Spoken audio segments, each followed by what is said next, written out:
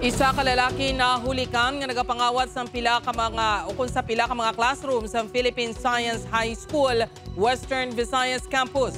Suspect na dakpan sa Tibiao, Antique. Ini ang gintutukan ni John Sala. Madasig kag makabig expert ang hulag sang lalaking ini nga ginkilala kay Nathaniel Hubani, 24 anyos nga nakuan sang CCTV footage sa sulod sang Philippine Science High School Western Visayas Campus. Lunes ang aga si Hubani ang nagpakuno-kuno nga may bisitahon sa sulod kag wala sang kabudlay nga nakasulod matapos mag-agi sa security guard sang bulutuan. Matiun-tion, ginpang sulod na sini ang pila ka mga classroom agud mangawat.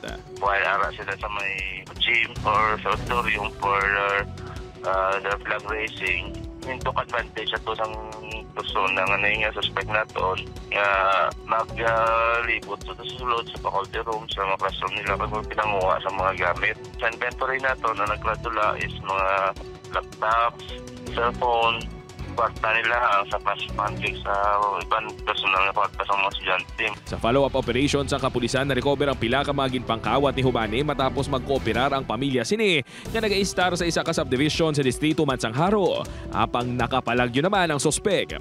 Unang inmadanlog ini sa syudad sang Iloilo, Baliskad naman nakapalaran ni Hubani sa Antique. Ining nahulog sa kamot sa kapulisan sa banwa sang Tibiao matapos sa ginsulod man sini ang isa ka kolehiyo sa banwa sang San Jose. Ginsulod nila, check nila sa terminal, yung nagtaw sa CCTV kung anong yung sakyan niya nga bus. And ito man nakita nga hindi nakasakay si Nathaniel going to northbound. Nag-coordinate ang San Jose police station sa mga other municipal police stations dito na-intercept si Nathaniel sa banwa sa Tibiao, Antique. Makabig na suno kay Siakon nga gabunan niya kawatan ng sospek bangod madamo na ini sang kaso sang pagpangawat kag nakaagi na preso sa bilibid bangod man sa pagpangawat. Preso na sa karon sa San Jose Municipal Police Station ang sospek.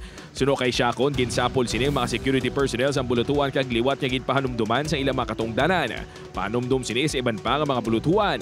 Dapat may date sila sa pag-check. Double check yun nila kung sino ang bisita, kung di nila makadto. Pag ongoing yung program, pagbalaan nila nga wala ganito sa offices, sa mga classrooms, i-hold na nila, hindi na nila pagpasod doon. Gintinguan sa news team malabot ang school officials ang Philippine Science High School Western Visayas Campus agot may balawan ang ilang plano sa seguridad sang bulutuan apang wala sang may naghatag sang pahayag sa news team. Natalana naman niya pasakaan sang kaso ang sospek. Upod kay Hans Desierto, John Sala. Buana, Western Visayas.